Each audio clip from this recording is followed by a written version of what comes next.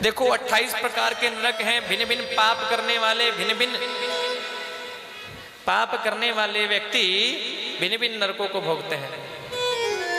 देखो दक्षिण दिशा में 99,000 योजन की दूरी पर एक धर्मराज की नगरी है, वहां पर धर्मराज रहते हैं। वहां पर यम के दूत पकड़ करके पापियों को ले जाते हैं। कैसे कैसे पापियों को ले जाते हैं महाराज?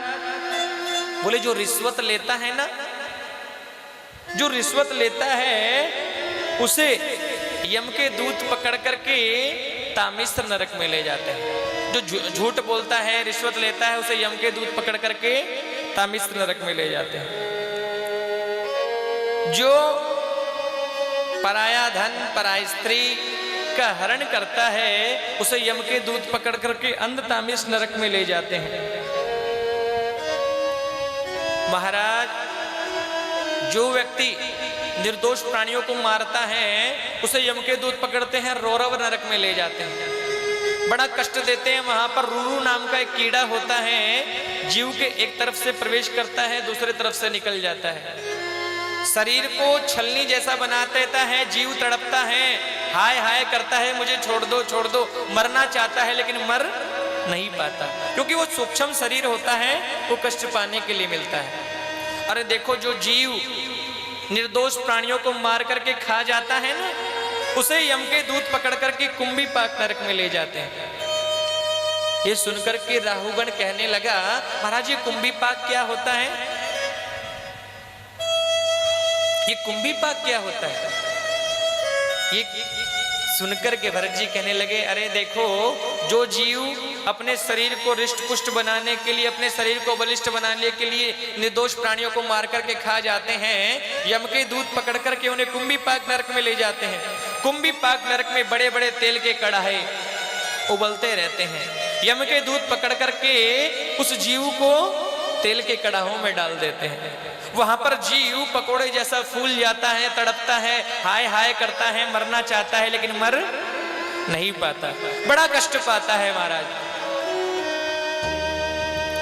देखो जो जीव, अरे गलती से भी कोई जीव को मारता है तो कष्ट उसका मिलता है, उसका पाप का फल मिलता है। ये सुनकर के रहुगण कहने लगा, महाराज कई पाप अनजाने में हो जाते हैं, क्या उनका भी दोष मिलता है?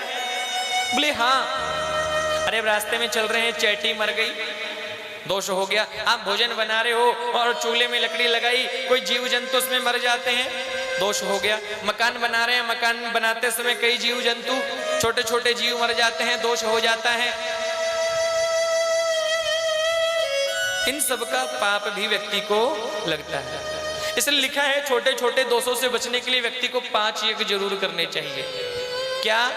ये 5 यज्ञ व्यक्ति को जरूर करने चाहिए, हर एक व्यक्ति को। और इन यज्ञों को हमारी माताएं आसानी से कर सकती है। क्या? बोले सुबह उठो, थोड़ा सा अन्न लो और ले जा करके पक्षियों को डाल दो, समझ लो तुम्हारे पाप दूर हो गए। थोड़ा पक्षियों को डाल दिया, थोड़ा आटा ले गए और चैटियों के बिल पे डाल दिया, चैटियों का भंडारा हो गया महाराज। हैं? अरे 50 ग्राम आटा तुमने चींटियों को डाल दिया, चींटियों का भंडारा हो गया।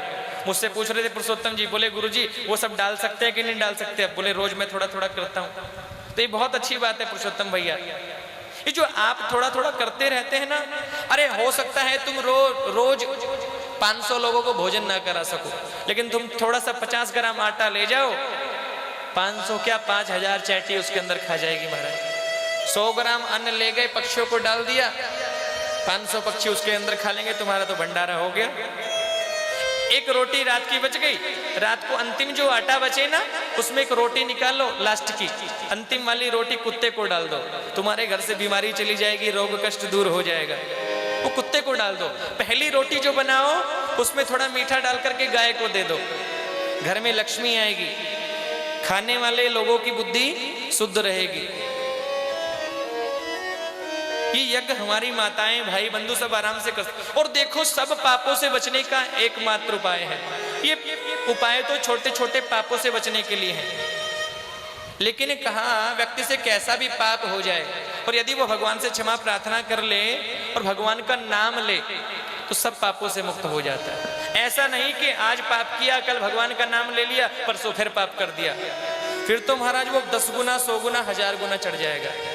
यदि गलती से कोई पाप हो जाए तो भगवान से क्षमा प्रार्थना करो, भगवान का नाम मंत्र जप करो, व्यक्ति भगवान के नाम से सब पापों से मुक्त हो जाता है। क्योंकि लिखा है जो काम भगवान नहीं कर सकते वो काम भगवान का नाम है ना।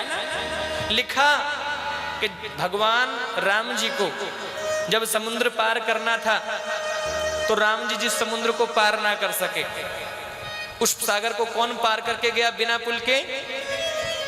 लिखा कि जिस सागर को बिना सेतु के लांग सके ना राम, कि जिस सागर को बिना सेतु के लांग सके ना राम, और लांग गए हनुमान उसी को लेके राम का नाम। राम एक तापस्तीय तारी, राम जी ने केवल एक पतित का उद्धार किया, अहिल्या का, लेकिन राम नाम ने तो महाराज करोड़ों लोगों के उद्धार कर दिया है ना।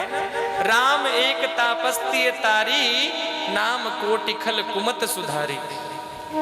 कितने ही लोगों का उद्धार कर दिया, कितने लोगों का राम नाम ने कल्याण कर दिया। भगवान का नाम सब जीवों को पापों से मुक्त कर देता है। करता है कि नहीं करता? करता है ना। रघुगण ने पूछा महाराज आप झूठ बोलते हो सच बोलते हो, कोई पापी है, कोई दुष्ट है जिसका भगवान का नाम लेने से कल्याण हुआ? बोले हाँ महाराज, ध्यान से सुनना। एक नगर में एक ब्राह्मण रहते थे, एक कन्याकुब्ज देश है, उसमें एक अजामिल नाम का ब्राह्मण रहता था। क्या नाम था? अजामिल नाम का ब्राह्मण था महाराज, बड़ा विद्वान था। कि कन्याकुब्जे द्विजे कश्चित दासी पतिर अजामिल, नामना नष्ट सदाचारो दास्या संसर्ग दूषित। ये पापी ये अजामिल रहता था, बड़ा विद्वान था महाराज। लेकिन कहते हैं काम को हृदय में प्रवेश करने के दो रास्ते होते हैं। आंखों से गंदा दृश्य देखेंगे तो काम हृदय में प्रवेश करेगा, कानों से गंदा गीत सुनेंगे तो काम हृदय में प्रवेश करेगा। ये अजामिल एक दिन कहीं गया, एक नाचने वाली को देखा, एक नर्तकी को देखा, एक वैश्या को। वैश्या को देखा महाराज, ये गोरी चमड़ी पे इतना आकृष्ट हो गया, वैश्या से बोल दिया कि देवी तुम मेरे घर चलो। वैश्या ने कहा महाराज कोई भी मुझे धन दे, कोई भी लेकर के जावे। बोले हाँ देवी जितना धन चाहिए मिलेगा। वैश्या को अपने घर पर ले आया।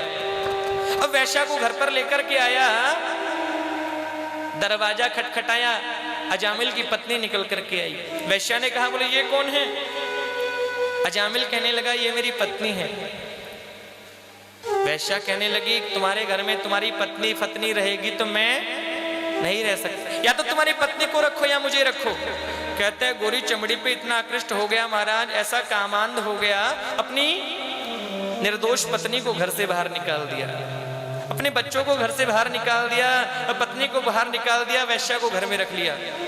अब वैश्या को घर में रखा महाराज, हुआ ये अब ब्राह्मण है, अपने कर्म के अनुसार अगले दिन उठा, सोकर के उठा, लेकर के माला जाप करने लगा, पाठ करने लगा।